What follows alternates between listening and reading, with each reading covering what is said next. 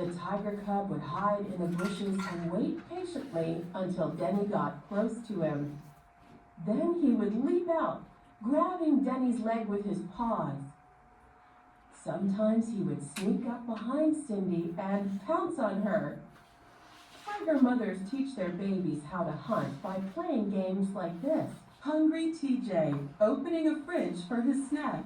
The tiger quickly learned to open the nursery room door so he could join his human friends in the kitchen. He also learned to open the refrigerator door by pulling on the towel hanging there. One time, TJ even helped himself to a bag of meat. By the end of TJ's stay in the zoo hospital, he wanted company all the time. He cried when he was by himself.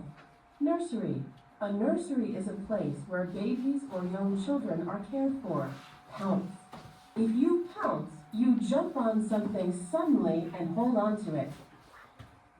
Alright, who can give me an example of a text feature on this page? There are a couple different ones. Anna? The highlighted words. Very good. Right here where it says nursery and pounce, those are highlighted because those are our vocabulary words, right? Yeah. You can give me another example, Harry? The ones like under or above the pictures. Yeah, these are called captions. Very good. Yeah, these right here are text features. They help you understand what's going on in the picture. Who can give me one more? Where it tells what the vocabulary words mean. Yeah, where it's got the definition down at the bottom. That's a text feature, right? And look, these words right here, I know it's kind of small, so it's hard to see, but nursery and pounce, the actual vocabulary words, they're in bold. So, yes, that is a text feature. Very, very, very good. After learning to live with humans, TJ had a new challenge. He had to leave the hospital, return to the tiger exhibit in the zoo, and live by himself. Cindy visited him often. Sheila, the tiger keeper, hand-fed him so that he would get to know her. TJ played games with Sheila. Sometimes he climbed on a rock and then pounced on her when she entered the exhibit. TJ was afraid to go outside in the tiger yard at first, so Sheila and Cindy went with him. Soon he was having a wonderful time. He shredded bark from trees and watched birds and zoo visitors. During the next few years, TJ grew a lot. TJ is very eager to eat his meat. When TJ was 2 years old, he was moved to a zoo in Billings, Montana. The zoo had a brand new tiger exhibit, but no tigers. TJ was just what they needed. He continued to thrive in his new home. TJ's big move from Denver to Billings. Okay, so we have a map right here. Do you think that's a text feature or a graphic feature? Natalie? Graphic. It's a graphic feature. Very good. Who can tell me how this map helps us understand what's going on in this part of the story?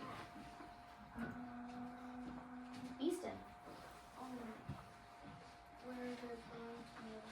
Yeah, where they're going to move him, because it says he started in Denver, Colorado, right? But then he moved to Billings, Montana. Very, very good. Very good. We actually are going to listen to the last page, because Harry didn't get to listen to the story last week, so. Several years later, when TJ was 4 years old, Cindy went to visit him at Zoo, Montana.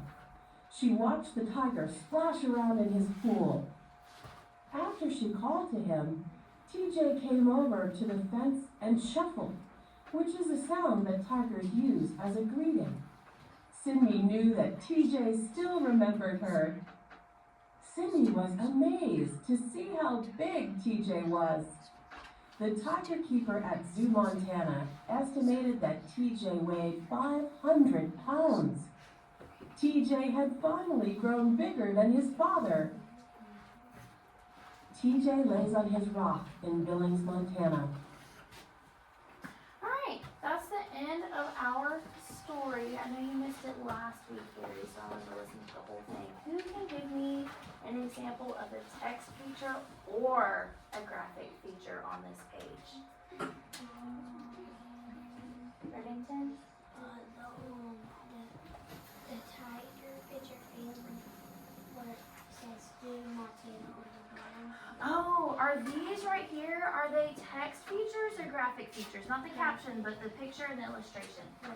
They're graphic features, very good. Who can give me an example of a text feature on this page, Marley? The box of yellow words. Yeah. The picture. Yeah, very good. Yes, that's a text feature. These are called captions. If you ever see small words under a picture, it's a caption. That's a text feature. Very good. All right, we're gonna switch gears. Last week, our Become spelling fresh words. each week. With Downy April Fresh, you can climb into more freshness. Night after night for up to 7 days. Downy breathes life into your laundry. You guys do not have spelling words this week, but last week, this is just review. Our spelling words followed the pattern of AIR, EAR, and ARE, if I'm not mistaken. We're just gonna watch a quick review video about it, and then we're gonna move on to something else, okay? So pay attention. For foundational skills, we are continuing to focus on vowels that are controlled by the R, and we are specifically looking at this sound air as in chair, and this sound ear as in here. And there are multiple ways that we can spell words So that many y'all make can those stand. two Maybe we can do some sounds. more jumping jacks. So let's start If you with need to stand, air you can. as It's in fine. chair. Stand right there where you are. So we can see here the word chair, You're on the back and we row. have the beginning sound sh, and then we have A-I-R, which makes air. Natalie, you need to stand. Another example is stare, we have that st sound at the beginning, and then A-R-E to make the air sound. We have bear, we have that beginning sound b, and then we have an E-A-R, which can make air. I don't need you to argue. I just need you to be quiet. And we also have there. We have that TH at the beginning and then ERE to make there. So let's read these words together. At the top is their spelling You guys pattern. don't usually have this We're problem. going to I'm read not the sure why bottom. everybody So needs read to the stand bottom all of a piece. sudden. So we're gonna have to do some more Fair. jumping jacks in a minute. Care, hair, where. You can hear that air sound in each of these four words. The other spelling pattern we're focusing this week is the ear sound, as in here. So we have this spelling of here. This is here, like what you use your ears for. So we have the beginning sound with the H, and then we have ear, E-A-R. Then we also have our example here, as in come here or right here, a location. So again, we have that sound, and then ear, this time E-R-E. Another example, peer, which can mean like a friend. We have that beginning sound, and then ear, E-E-R. And then another example, tier, which can be like different levels. And so we have that beginning t sound, and then I-E-R for tier. Now there is another one that we did not go over, which is the E-I-R, which will also make the ear sound. So again, let's read these bottom words Read it with together. Nearly, near, cheer, ear, peer. Good job, guys. You can hear that ear sound in each of these words.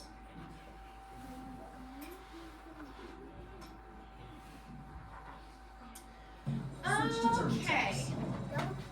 If you are standing, put your hands on your head. If you are standing, put your hands on your head if you're standing.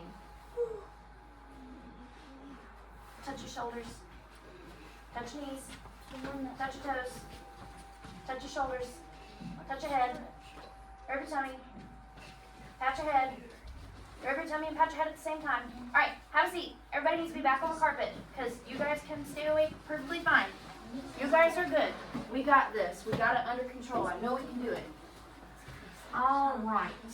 So, last week, we were talking about be verbs and helping verbs. Natalie, will you slide this way so I know that you can see? because there's a lot of space in the middle of the room and I have a lot of empty space. Can y'all slide up so I know that you can see? Slide, slide, slide, slide, slide, slide, slide, slide, slide, slide. Come on, come on, come on, come on, come on, come on, come on, come on, come on, come on, come on, come on. There you go. All right. So we were talking about be verbs and helping verbs last week. And I already told you this before. I told you this last week. Casey, will you slide over for me so I know that you can see? Mariana, will you slide up and slide over so I know that you can see? Shoulder like on the perimeter. So last week when we talked about this, and I'll tell you again, a lot of this is probably going to come natural to you guys because you guys are really big readers. So if it doesn't look or sound right, it's probably because it's not. So the verbs am, is, was, are, and were are forms of the verb be. They tell what someone or something